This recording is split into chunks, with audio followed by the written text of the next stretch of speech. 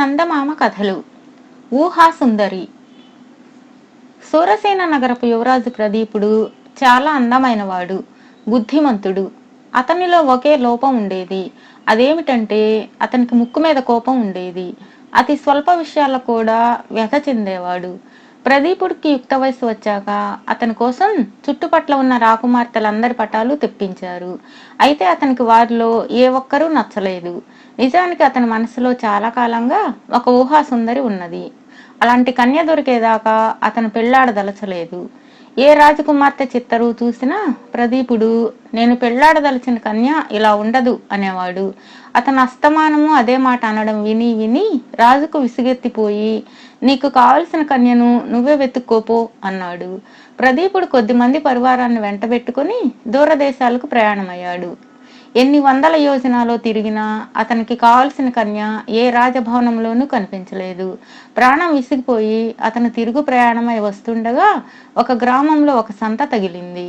సంతలో అనేక వినోదాలు వింతలు ఉండేవి. వాటిని చూసి ఆనందించడానికి ప్రదీపుడు సంతకు వెళ్ళాడు. అక్కడ ఒక దుకాణంలో ఒక చిత్తరు కనిపించింది. దాన్ని చూస్తూనే ప్రదీపుడు స్తంభించి నిలిచిపోయాడు. ఎందుకంటే ఆ చిత్తరువులో ఉన్న స్త్రీ ముమ్మూర్తుల అతని ఊహాసుందరే. అతను దుకాణం వాణ్ణి ఈ బొమ్మ ఎవరిది, లేక ఇది ఊహా చిత్రమా అని అడిగాడు. ఇది కోట నగరపు రాజకుమార్తె చిత్తరువు. దక్షిణ దేశానికి వెళ్లిన ఒక చిత్రకారుడు కోట సంస్థానానికి వెళ్లి అక్కడి రాజకుమార్తె బొమ్మ వేశాడట. అది తన కుమార్తె అంత అందంగా లేదని ఆ రాజు దాన్ని నిరాకరించాడట.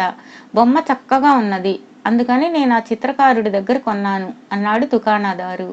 ప్రదీపుడు ఆ చిత్తరువును దుకాణదారు చెప్పిన ధరకు కొని సాధ్యమైనంత శీఘ్రంగా స్వదేశానికి తిరిగి వచ్చి చిత్తరువును తన తండ్రికి చూపి ఈమె దక్షిణ దేశంలోని కోట నగర రాజకుమార్తె, ఈమెను నేను పెళ్లాడ నిశ్చయించాను, మిగతా ఏర్పాట్లు మీరు చేయండి అన్నాడు. రాజు తన ప్రధానమంత్రితో సంప్రదించాడు. కోట నగరం చాలా దూరాన ఉన్నది. అక్కడికి దూతను పంపి పెళ్లి వారిని ఒప్పించి ఆ వార్త వచ్చి చేరాక పెళ్లికి తరలి వెళ్లాలంటే చాలా కాలయాపన అవుతుంది. అందుచేత రాజపురోహితుణ్ణి పంపి రాయబారం సానుకూలమైతే ప్రదీపుడి కత్తికి కోట రాజకుమార్తెకు పెళ్లి చేసి ఆమెను తెచ్చేటట్లు ఏర్పాట్లు జరిగింది. రాజపురోహితుడు ప్రదీపుడి చిత్తరువును తీసుకుని కోట నగరానికి వెళ్ళాడు. కోటరాజు ఆయన కుమార్తె మంగళ కూడా పెళ్లికి సంతోషంగా సమ్మతించారు. కత్తికి పెళ్లి జరిగింది. కోటరాజు తన కుమార్తెను పెద్ద సారెతోనూ పరివారంతోనూ అత్తవారింటికి సాగనంపాడు. మంగళ తన చెలికత్తెలతోనూ భటులతోనూ అక్కడక్కడ మజిలీలు చేసుకుంటూ సూరసేన నగరం చేరవచ్చింది. ఈ లోపల ప్రదీపుడికి తన ఊహాసుందరిని కళ్ళ చూడాలన్న తహతహ జాస్తిగా ఉన్నది. అతను సాధారణ దుస్తులు ధరించి తమ నగరానికి కొద్ది దూరంలో మంగళ మజిలీ చేసిన చోటికి వెళ్ళాడు. గుడారాల మధ్యగా చెలికత్తెలు తిరుగుతూ ఉన్నారు. ప్రదీపుడు ఒక భటుణ్ణి సమీపించి ఏమోయ్, రాజకుమార్తె ఏ గుడారంలో ఉంటుంది, ఆమెను చూడవచ్చునా అని అడిగాడు. ఆ భటుడు ఆకతాయితనానికి ఎందుకు చూడరాదు, అదిగో ఆ గుడారంలో నుంచి వస్తున్నదే రాజకుమార్తె మంగళాదేవి అని ఒక చెలికత్తెను చూపాడు. తక్షణమే ప్రదీపుడికి పట్టరాని కోపము విరక్తి వచ్చేశాయి. తనను మోసగించి ఎవతనో తనకు అంటగట్టేశారు. కానీ అప్పుడు తాను చేయగలిగింది ఏమీ లేదు కదా. తన ఊహాసుందరి తనకు దక్కలేదని కుమిలిపోవటం తప్ప. ప్రదీపుడు రాజధానికి తిరిగి వచ్చి ఎలాంటి పరిస్థితుల్లోనూ పగటి వేళ తన భార్య తన కంటపడకుండా రాత్రి వేళ తన శయన మందిరం లోపల గాని వెలుపల గాని దీపాలు వెలిగించరాదని కఠినమైన ఉత్తర్వులు చేశాడు. యువరాజు ఇలాంటి ఉత్తర్వులు ఎందుకు చేశాడో ఎవరికీ అర్థం కాలేదు. అయితే అతను తన భార్యను వరించి చేసుకున్నాడు గనుక ఎవరూ ఆందోళన చెందలేదు. కానీ మంగళ మటుకు చాలా ఆందోళన పడింది. తాను చిత్తరువులో చూసిన వాణ్ణి కాకుండా మరొక మనిషికి తనను పెళ్లి చేశారేమోనని, అందుకే తన భర్త తన కంట పడకుండా ఉండడానికి ప్రయత్నిస్తున్నాడేమోనని ఆమెకు శంక కూడా కలిగింది. అయితే ఆమె తన భర్త కంట పడకుండా చాటును ఉండి అతన్ని చూడగలిగింది. అంతటితో ఆమె భయం తీరిపోయింది, కానీ ఆశ్చర్యం మాత్రం అలాగే ఉండిపోయింది. ప్రదీపుడు రాత్రిపూట కటిక చీకట్లో తన మందిరం ప్రవేశించేవాడు.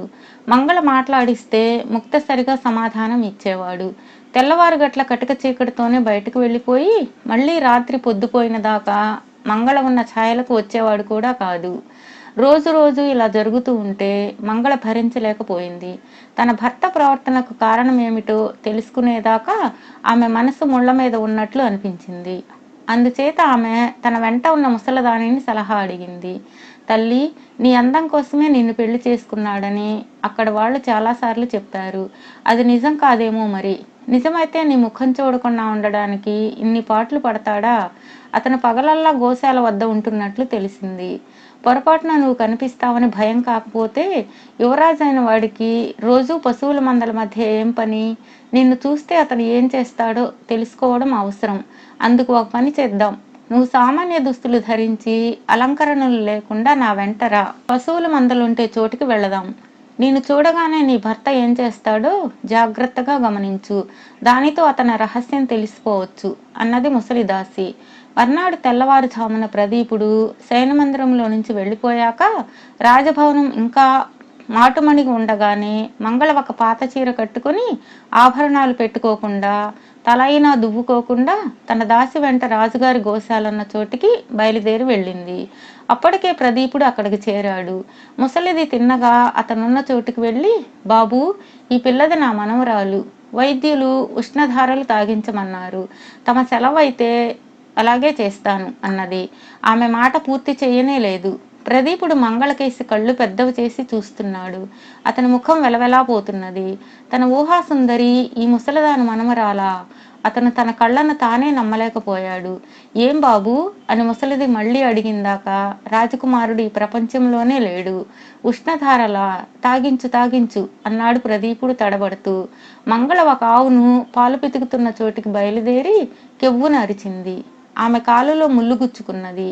ఏమైంది అని ప్రదీపుడు ఆందోళన పడుతూ వచ్చాడు. తన ఊహాసుందరి కాలిలో ముళ్ళు విరిగిందని వినగానే అతని కళ్ళు చెప్పున చెమ్మగిల్లాయి. నన్ను పట్టుకు నిలబడు అని మంగళను హెచ్చరించి ప్రదీపుడు ఆమె కాలులో గుచ్చుకున్న ముళ్ళును తానే స్వయంగా తీశాడు. పాలు పితికేవాడి చేత మంగళ 4 ధారలు నోట్లో పిండించుకొని, వస్తాను, సెలవిప్పించండి అన్నది ప్రదీపుడితో. రోజు వస్తావు కదా, ఈ వైద్యం 40 రోజులు చేయాలంటారు అన్నాడు ప్రదీపుడు. అతని గొంతులో అంతులేని ప్రేమ తొణికిసలాడింది. మంగళ నవ్వి వస్తాను అంటూ ముసలిదాని వెంట బయలుదేరి ఎవరూ చూడకుండా పక్కవాకిలి గుండా రాజభవనం ప్రవేశించింది. ఆ రాత్రి ప్రదీపుడు పడక గదిలో గాఢాంధకారంలో నిద్రపోతూ ఉండగా మంగళ అతన్ని లేపింది. ఏమిటి, ఏం కావాలి అన్నాడు అతను చిరాగ్గా. అరికాలి బాధ పెడుతున్నది. పొద్దున ఏదో గుచ్చుకున్నది. దాని మూలంగా పాదం వాచినట్లున్నది అన్నది మంగళ. చేసేదేమీ లేక ప్రదీపుడు నౌకర్లను కేకపెట్టి దీపం తెమ్మన్నాడు. దీపం వచ్చింది. అతను ఆమె చూసిన పాదాన్ని చూసి వాపు ఉన్నట్లు లేదే అన్నాడు. వాపు లేదు, నొప్పి లేదు. మీ ముఖం చూద్దామని దొంగ ఎత్తు వేశాను అన్నది మంగళ నవ్వుతూ. అప్పుడు అతడు దీపం కాంతిలో ఆమె ముఖాన్ని తల ఎత్తి చూశాడు. తన ఊహాసుందరే. అతనిలో ఆశ్చర్యంతో మూర్ఛ వచ్చినంత పని అయింది. మర్నాటి నుంచి యువరాజు గారు పగలల్లా అంతఃపురం నుంచి కదిలేవాడే కాదు. అతని శయన మందిరం దీపాలతో దేదీప్యమానంగా వెలిగిపోతూ ఉండేది. దాని ముందున్న నడవలలో అడుగడుగునా దీపాలు వెలుగుతూ ఉండేవి. యువరాజులో వచ్చిన ఈ మార్పు కూడా ఎవరికీ అర్థం కాలేదు.